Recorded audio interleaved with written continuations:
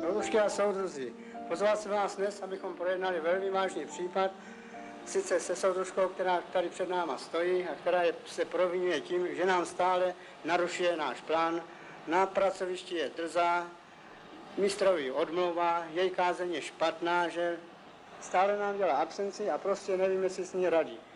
Je nyní na nás, jak se tady dohodneme, co s ní provedeme.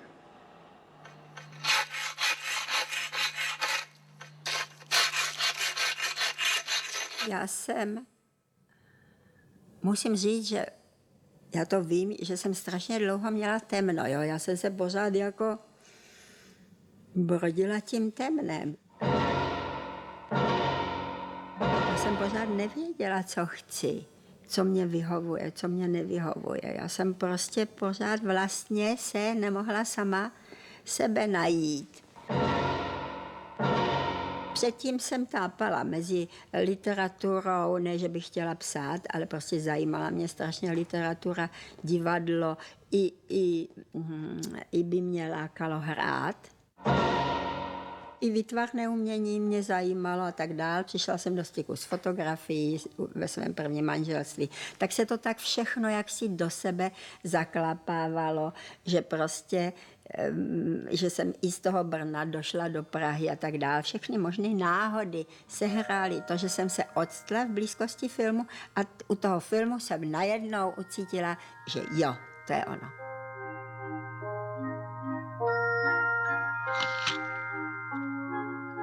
Protože já myslím, že nemá každý člověk to štěstí, aby objevil, co vlastně chce. Chceš? A když jsem našla tu cestu a už mě to zajímalo, už jsem se nepřestala starat o to, s čím nejsem nespokojená. Už jsem byla jako ten lovec, který jde po ty kořisti, že jo.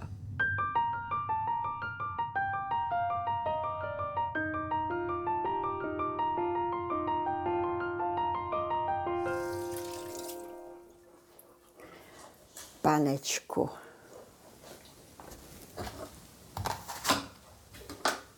No, ono už bude celý špatný.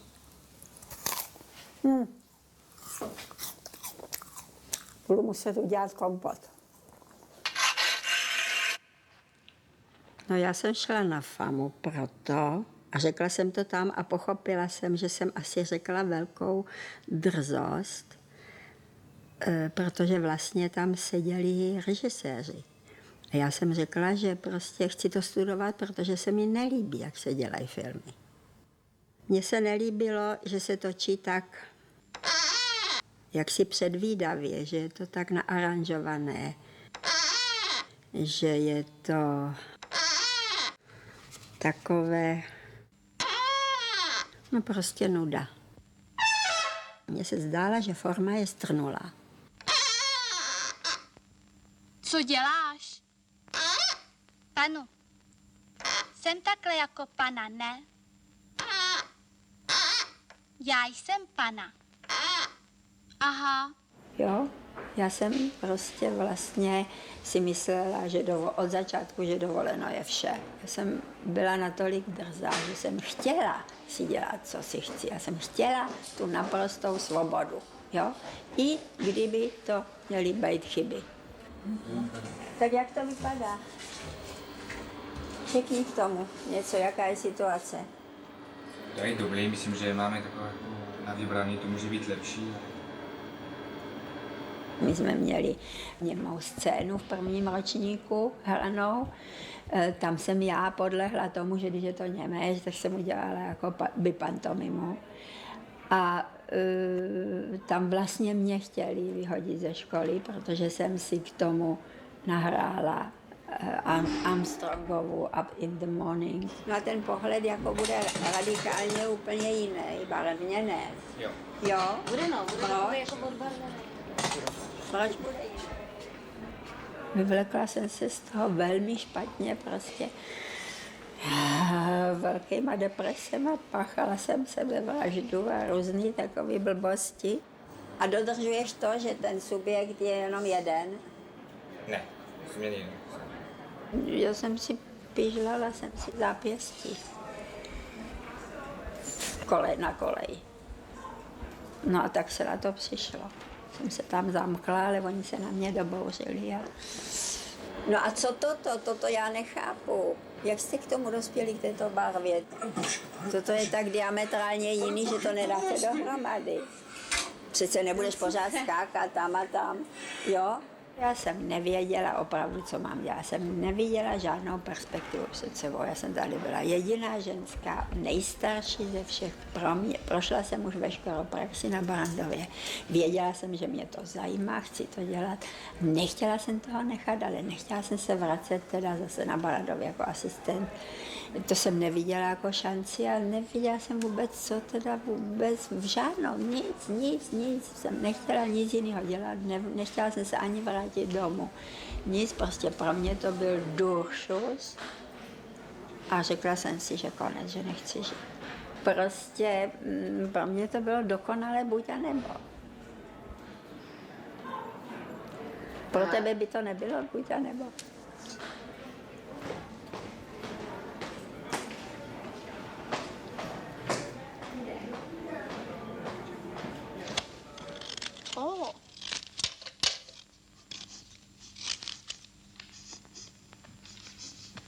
Cítíš? Co zas? Jak ten život prchá? A tohle to je první rande s Kučerou tady u zámku. To taky je nějaký první rande s Kučerou. Dobře to vypadalo, dobře.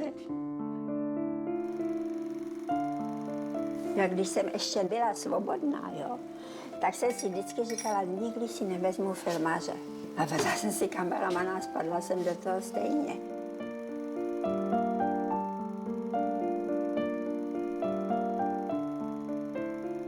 Já si pamatuju, že prostě ta spolupráce byla velmi jakoby klidná, nebo velký porozumění. Byli jsme dvojka, byli jsme spřažení.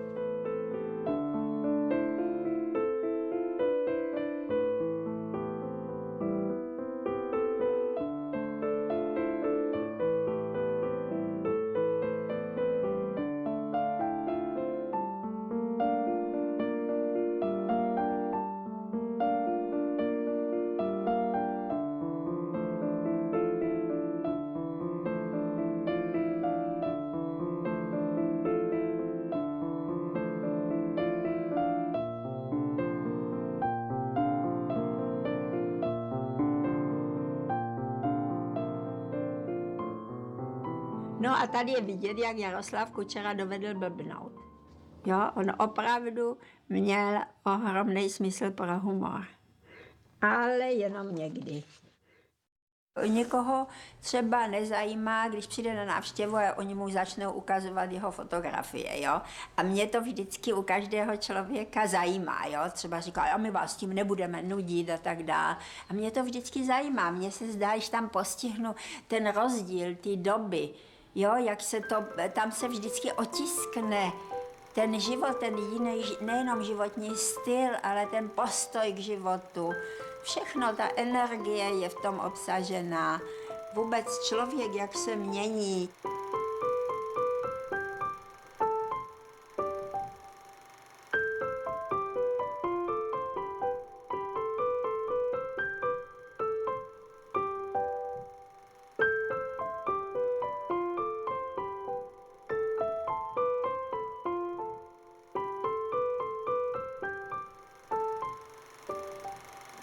Já jsem chtěla točit pořád, jo, takže když jsme získali nějaké peníze, tak se koupila třeba kamer. Tak jsme měli 16, to byl sen mého muže. No ale já jsem na ní nesměla sáhnout, protože on byl precizní a já jsem umastila prý všecko, jo, a tak dál. Takže se stalo, že vlastně se točilo jenom, když on byl ochoten točit, což mě dělalo hrozně zlé. Já jsem chtěla točit pořád. Štěpán na tu kameru jako reptá, že už je stará, že tohle, onodle. Já jsem takový technický antitalent, že vůbec nevím, na co tam které puntě jsou a když si to chci přehrát, tak mu to vždycky musím jít říct a mě to zapojí. Ale už jsem si to napsala a už si to teda podle toho budu zapojovat. Umím jako s tím zacházet. Ze začátku vlastně jsem začala točit, aniž jsem... Jak to, že tam já tam nic nemám, kůrník? Tak, paní, jdete do školy? Kdy jdete do školy? Kdy? No to je víc. Už jsou všichni tak naučeni, že nikdo to nemá rád, nikdo nechce, abych točila. Vždycky říkám, babi. Aby nenatáčení, tak se slíkně, ať taky natočím. Víš, To není já jsem nevěděla, že přijdeš takhle. Ale já prostě to zaznamenávám i přes jejich vůli. Ale když natáčím třeba Štěpána, tak taky vrčí vzteklej. Když ho natáčím ve vaně, nebo v kuchyni, nebo v posteli, nebo přijde, tak rovnou kamera. Nikdo nechce, aby se točilo, ale mě to strašně jako zajímá právě takový ty okamžiky nečekaný. Já chci ji zachytit jako život, nebo nějaký subjektivní stavy, pocity, atmosféry. Víš?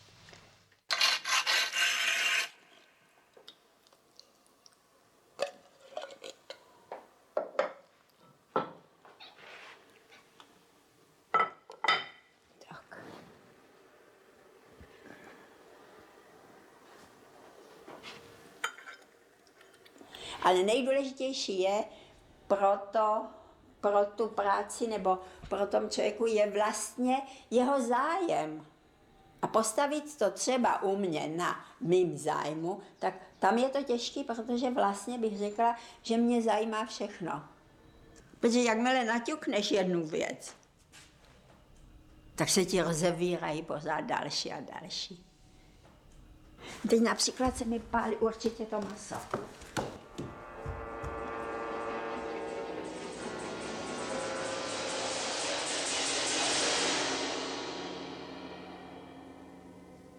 Příběh může být takový nebo makový, ale jde o postoj autora, který zaujímá vůči tomu příběhu. To je na tomto zajímavý a jedinečný, to je originální, každý jsme jiný, jinak se díváme na věci. A to mě zajímá, ten vztah k tomu. Ne to, že se to událo něco, no. Ale co ty si o tom myslíš? 2786, no to by mohlo být blok 4 nebo 6. Stefák, 27 má číslo Ečka. Prosím tě. Kde jsou ty Ečka? Tamhle. Stefák. Tak ty si myslíš tady? V každém případě na konečný je orientační tabule. Tam je ale stejně nenajdete. Nejde o to jako být originálně za každou cenu. Jde o to hledat lepší, silnější výraz pro to, co chceš říct. Tady je kuchyň. Takhle to vypadá všude? Ovšem, samozřejmě. Jen podívejte, takové nátěry, to už těžko dneska někde uvidíte. Taková kvalita. No, nevím. Ty obklady dopadly líp, než jsem čekal. No, prosím. A co tady? Takže bychom ještě vzali suterén. Snad ale bychom měli napřed projít všechny byty, ne? Josifku, prosím tě, to tady budeme do večera. Ale je to skutečně bezvadné. To je. Tady byla vlastně zájem, abych já po roce 68, aby ty filmy jako vlastně neměly úspěch. Oni mě 6 let nenechali dělat. A po těch 6 letech jsem natočila Hra o jablko a to mělo velký úspěch divácký. Kalamitu mi zarazili. Já jsem říkala, co s tím filmem ale bude, tady je vynaloženo nejméně 50% nákladů na to. Tak co by s tím bylo? No ne, to my tak jako smeteme ze stolu, o tom se nebudeme bavit, prostě to nedokončíte.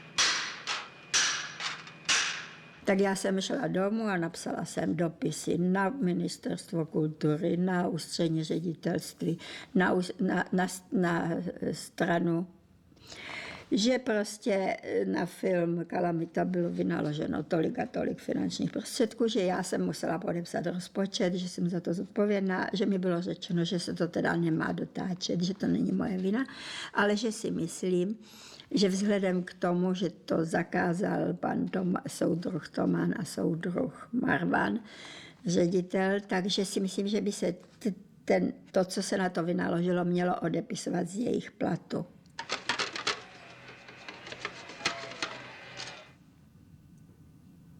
Ani ne za týden přišla zpráva, že točíme, kde jsem. Psát a protestovat to byla jediná šance. Tak kdo by mě byl bránil? Nikdo. Já jsem sama se musela ozvat. Jo, a uvědomila jsem si i takovou tu odvěkou hrůzu muže před hysterickou ženskou. A dělala jsem jim hysterické výstupy. No a já jsem věděla, že musím udělat hysterický výstup, ale ono to, když začneš to hrát, tak se do toho lehce dostaneš. To není zas takový problém. Já jsem věděla, že jdu až na hranici, jo?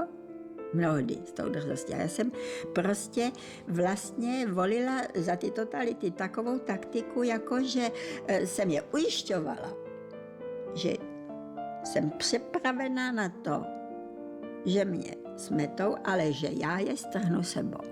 Jsem je ujišťovala, že je strhnu sebou, jo?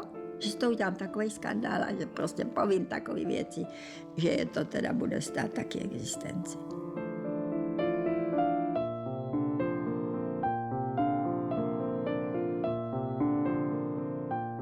Věděla jsem, že můj protivník je nebezpečný hlupák. Jo? A to možná zůstalo. Sakra, toto mě zase tady zmizelo. No, já vždycky si tady mám takovej kalíšek nemám to tady, já se z toho zblázním. Prostě když mě tady někdo začne to rovnat jinak. No nemám to, mě to ukliděj. Ukliděj mě, se mi tady serou do toho.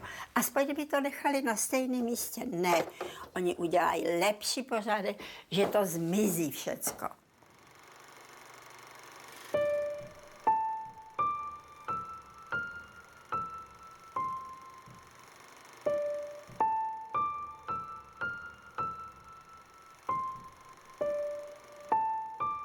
Člověk v Bezděčně si představuje, že to bude tak, jak to bylo u něho v rodině. Byly tam třeba spory. Mnohdy byla italská domácnost, ale nikdy se to tak jako nebralo. Jo? Byla hádka na plný pecky a po té hádce zase všichni spolu mluvili. Ale bylo strašlivá ochrana. Rodina byla bezpečí, pocit bezpečí. Bylo přesvědčení, že teda otec všechno zajistí to bezpečí. Jo, jenom co přijde táta, takže to bude jako dobrý. My čekáme všichni, že přijde a že ta rodina se sejde a že ta rodina je bezpečí.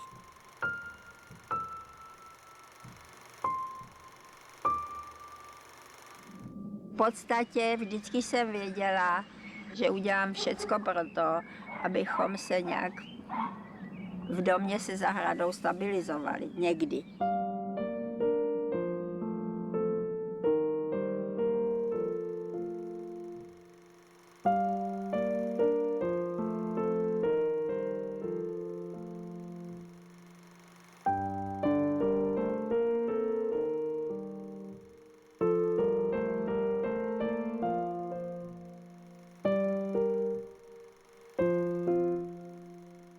Tady chci říct, že tady, co vidíš, to jsem všechno zasadila já. Tady nebylo nic, jo. Tohle ty konifery jsem zasadila. Tady byla švestka, tady je ta stará švestka. A například tam ta borovice, tu jsme zasadili my. Tuto borovici jsem taky zasadila a taky rostla takhle šikmo, jo. Rostla úplně šikmo, tak já jsem tam dala takovou širokou gumu. A přivázala jsem tu borovici tady k tomu a ona se narovnala. A teďka už je takhle vysokánská. Pro mě je to absolutně azyl a pro mě je to místo, který mi dává pocit jako bezpečí a nějakého smyslu, že se mi tu chce být, i když bych tady byla třeba sama, že mi to dává jako tu oporu.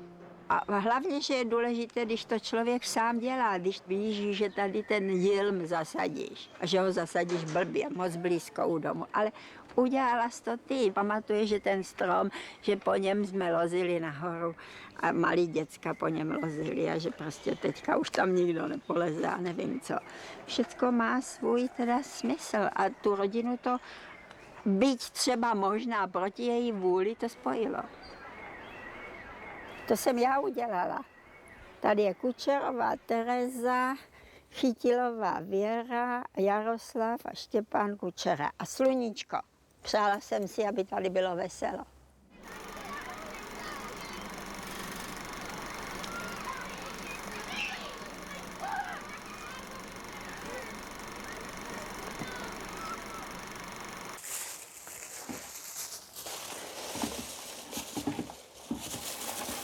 Ještě nemalej.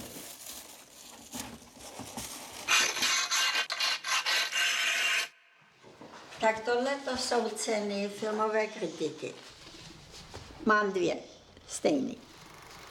První cenu jsem dostala ve škole ještě za školní film. Pak jsem dostala cenu za Pytel Blech. Pak jsem dostala cenu za O něčem jiném. Ježišmarja, to bude něco z Vídně asi. Tady jsou trilobity, z nich jeden je Kučerův. No a tady mám, myslím, že to je z Chicaga. Cena Apple Game. Jo, tady je ten český lev. Je to docela hezká soška, myslím si, že teď ty ceny vypadají dobře. Tak já myslím, že chtě nechtě mě ji dali. Tamhle je, paní Věro, pojďte.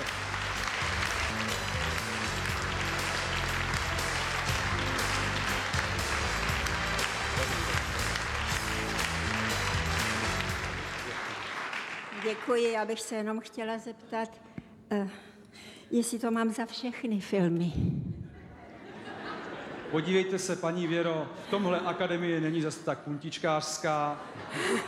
Ono to ani tak není za ty filmy, jako za ten dlouholetý přínos.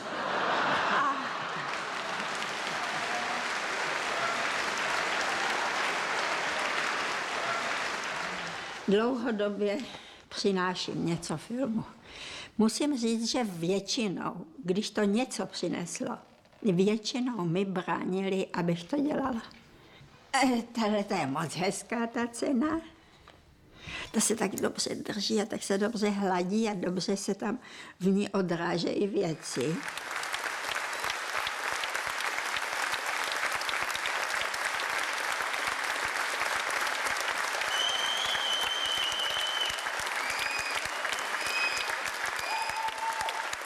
Jsem ráda, že to tedy je. Neschovávám to, někdo ceny vyhazuje přímo. Mně se to docela líbí, ale myslím si, že všechna sláva polní tráva. Jestli je to sláva, teď je to taková i náhoda všechno, že jo. Půjdeme se podívat nahoru, já ti ještě ukážu, co tam mám. Tam mám některé věci, které si považuju. Tady nemám nic už. Ježíši Krist. Fakt už nemám žádnou cenu, tu mám nějak málo těch cen.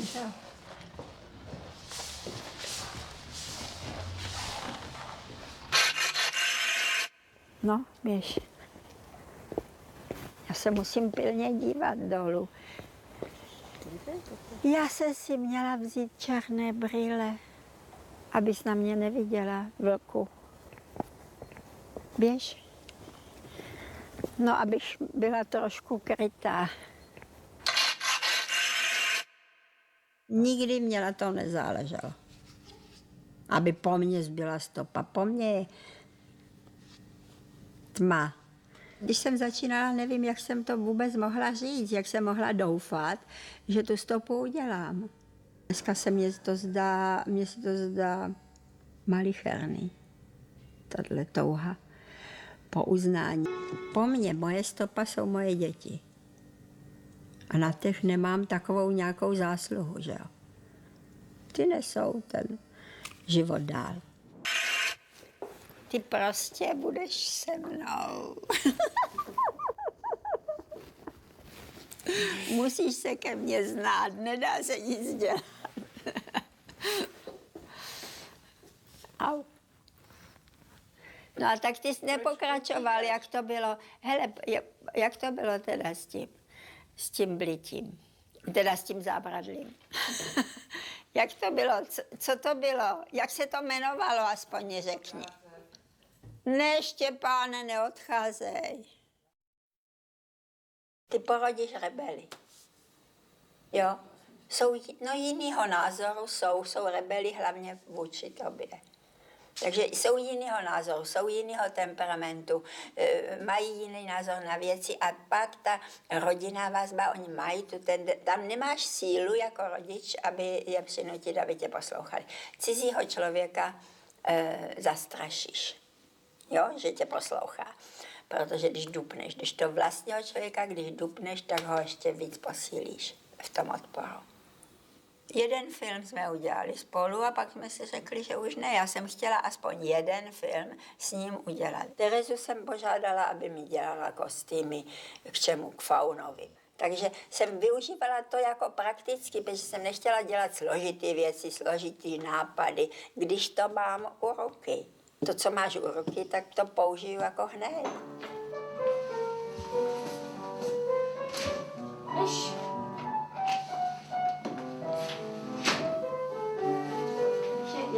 Já peču nějaký buček, ale to vy asi nebudete chtít. Jdeme.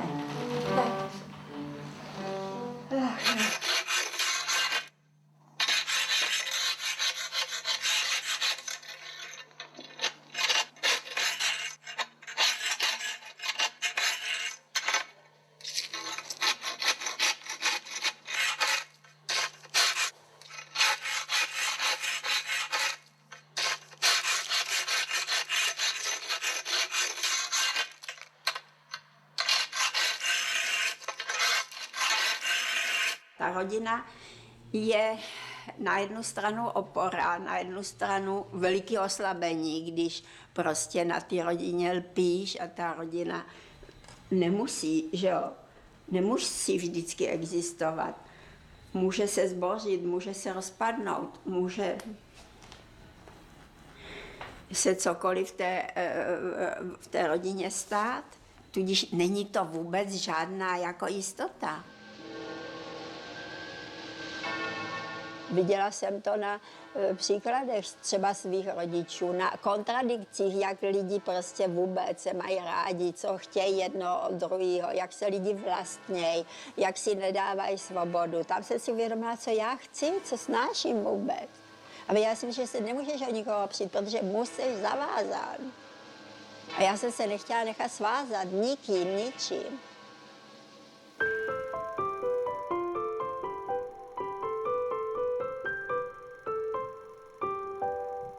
Já si myslím, že to souvisí s určitým obdobím životním, kdy vlastně na tebe i ta příroda, že jo, ona tě nutí, vlastně tam je to zakódovaný, se musíš rozmnožovat, tak prostě je útok na tebe ze všech stran a ty taky vnímáš a taky ty působíš takto na svoje okolí, jo, seš nějakým způsobem žádoucí, to okolí tě atakuje a ty mu odoláváš nebo neodoláváš.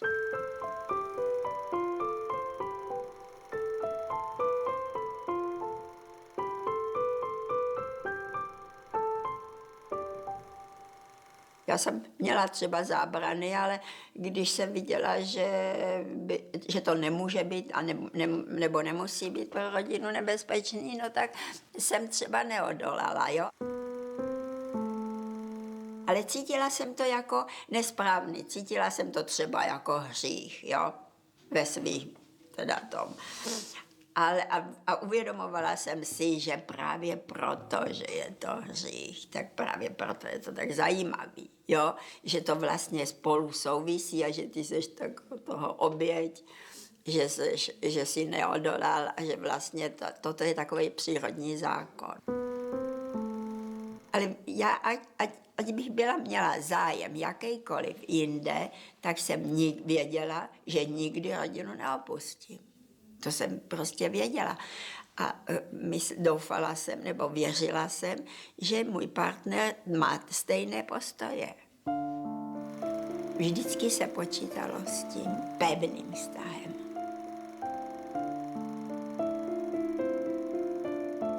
Ale každý ten člen rodiny má ve své životní etapě jiný potřeby, jinak chápe věci.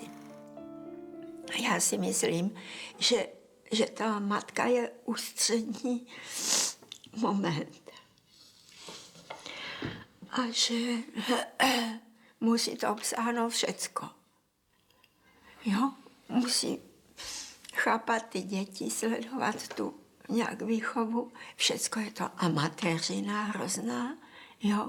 Nic o tom pořádně nevíš a navíc nemáš na to čas, síly a příroda tě zaskakuje tím, že máš určitý potřeby, jako různý, jo, které tě táhnou někam jinam, zatímco vlastně prožíváš největší i rodinný štěstí, tak současně pracuješ na své práci a tak dále. Takže se křižujou ty zájmy v jeden okamžik životní se kulminujou a potom už jako je to rozptýlený a už vlastně nastartuješ cosi, co potom už nemůžeš ovlivnit. Měla jsem problém s rodičem, otec byl raněn mrtvicí, hned když jsem ho tady přivezla po roce, vlastně už tady žil jako jaksi invalidně, měl svoje úzkosti, problémy. S manželem jsme se vlastně rozcházeli. Jo, celá krize, tak jako se ti kumuluje v určitým období, a ono je to jako podle Bible, jo, je čas shromažďování kamení a je čas rozbití, že jo, je čas radosti a je čas pláče. Tak se to skumuluje, takový to štěstí a všecko je, všichni jsou, žijou, milujou se, jo, všecko se daří, práce se ti daří a pak přijde krach, nic. A ty v sobě musíš najít sílu.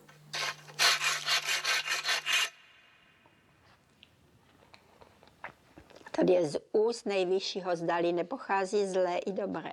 Proč by tedy sobě stýskal člověk živý, muž nad kázní za hříchy své? Zpytujme raději a ohledujme cest našich a navraťme se až k Hospodinu. Pozdvihujme srdcí i rukou svých k Bohu silnému v nebe. My jsme se zpronevěřili a sporní jsme byli, protože ty neodpouštíš. Náboženství mě učilo, že každé utrpení je vlastně zkouška, tak. Možná, že ten fakt, že jsem se k tomu křesťanství přiblížila v nějakých svých dětských letech jeden čas a byla jsem tak sfanatizovaná tou vírou, že jsem tak tomu úplně propadla a pak jsem se z toho vyhrabala ven, protože jsem prostě spoustu věcem, že jsem odmítala jenom věřit, jo. Chtěla jsem vědět, nebo spoléhat se na sebe, nevěřit, že něco přijde. Zdálo se mně to, že to je jako taková berlička, že člověk se upíná k něčemu, že to něco jiného za tebe to vyřeší. Já jsem si uvědomila, že to není pravda, že nikdo za tebe nevypokojuje, že neriskuje, nebo že tak jako opatrně riskuje, tak jako trošku jenom, a jakože taková ctí to publikum, aby se neleklo, aby pochopilo, aby bylo spokojené, aby se bavilo, aby se smálo, aby přišlo, no tak na to kašlu. Já jsem věděla, že musím se dotknout věcí, jako uhodit hřebíček na hlavičku, jo? Že to nejde jako si opatrně zacházet s filmem, opatrně zacházet s tématem. Já jsem vycházela z těch lidí a chtěla jsem bezohledně vydřít z nich takovou jakousi tu nejhlubší pravdu. Nálezy neuděláš, když nejsi ochoten riskovat ztrátu. Protože nález ten je na úrovni risku. Tam riskuješ. A když neriskuješ, nemůžeš nic najít.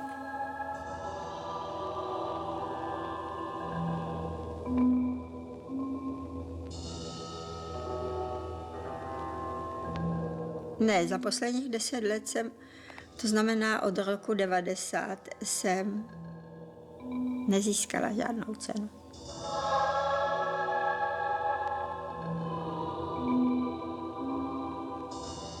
Jsem od roku 90 jsem velmi neúspěšná. A jestli já jsem se tak změnila, že už jsem teda prázdná. Možná, že jsem prázdná.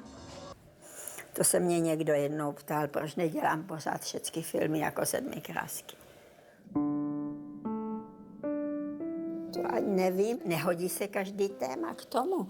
Nehodí se ani každý smysl k tomu, aby se to takto vyjadřilo. A neumí to každý. Co to tam se pálí? No, už jsem to rozvažila. Ale Pejskovi to vadit nebude.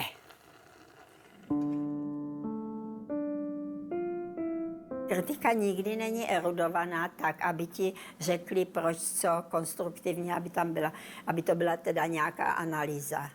Tam ti řeknou líbí, ne, ona už je blbá, jde do prdele. To ti nic neřekne.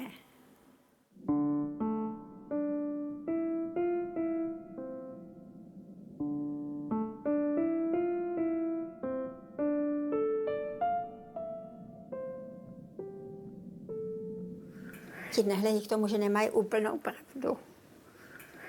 Nehledí k tomu, že já jsem nechtěla být vítěz. Mně nešlo o mě. To je příliš potupný, aby mě šlo jenom o mě. To je ponížení. Kdyby člověk se zhroutil, že má neúspěch, no tak Ježišmarja, že se nelíbím všem. Že nejsem třeba krásná, nebo že jsem stará, nebo že mám vrásky, nebo že co. To je všecko moje svobodná tvorba. Ty nemůžeš uvěřit, že se ti to nikdy nepodaří.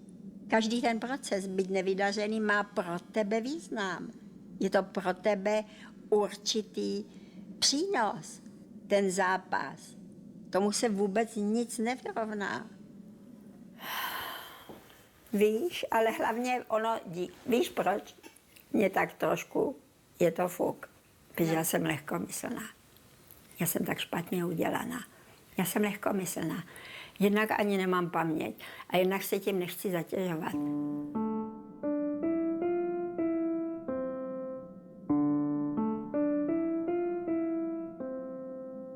Samozřejmě, že se nemůžeš vyhnout nějakému uvědomování si, ale to tak trvá týden. Nebo 14 dní. Ale pak už dost té rozkoše. Pak už prostě všecko ostatní, život letí, to je smršť, že jo. Rodina, věci, nemoci, úmrtí, tamhleto, zvířata, zahrada, příroda, výlety, příbuzní a do toho další práce, peníze, nedostatky určitý, úzkosti, strachy, stresy, všecko možný. Musí se vyprát, vyžehlit. Tak aspoň to, co tě teda tak ždíme, tak to dá do dalšího filmu. V celku na ten život. Jo? Jaký to mělo teda smysl. Když víš od začátku, že jo, jakým temno, tápání se brodíš, jak nevíš, co bude. A vlastně potom, nebo že jenom pomyslím na kterýkoliv film, který jsem dělala. Kdybych věděla na začátku, co jsem to věděla na konci, čím vším jsem musela projít, než jsem se dobrala tohoto určitého tvaru. A ten život, to je taky ten určitý tvar. Ty jsi spolupracovala na tom tvaru, bezděčně třeba, nebo někdy i uvědoměle. To uvědomění si u toho života, že tím životem, jak jdeš, si neustále je vznikání a zanikání.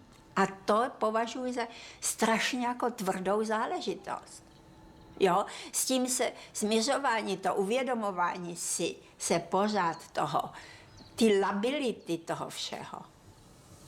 A proto mě to třeba táhne k tomu se toho dotýkat, že jo, třeba v té práci.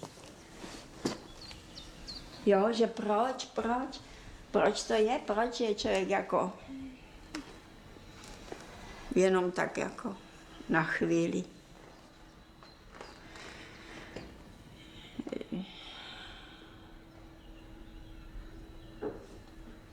Když se dívám na svůj život, tak se nedívám na dílo.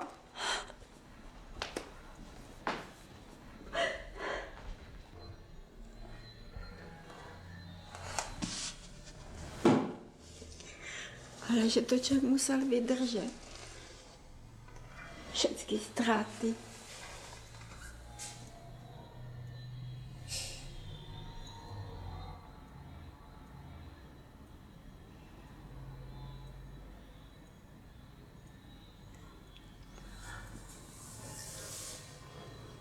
Všechno, co prostě měla ráda, koho zmilovala. To je nejdůležitější. A to ostatní mě nezajímá.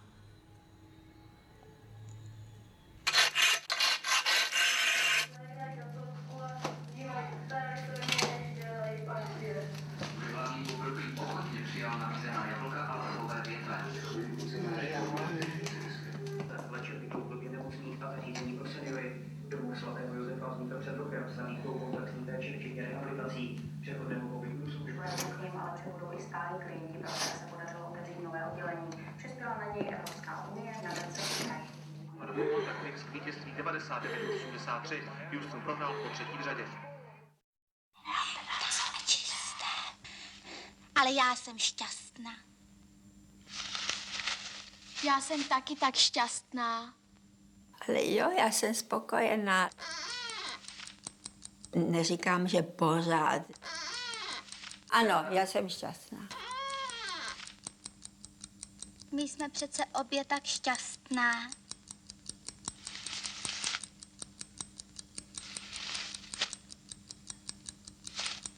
No tak řekni, že jsme šťastná.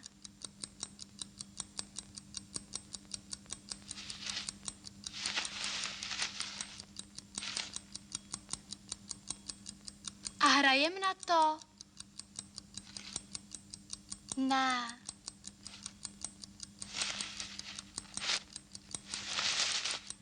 My jsme přece doopravdy šťastné. Ale to nevadí.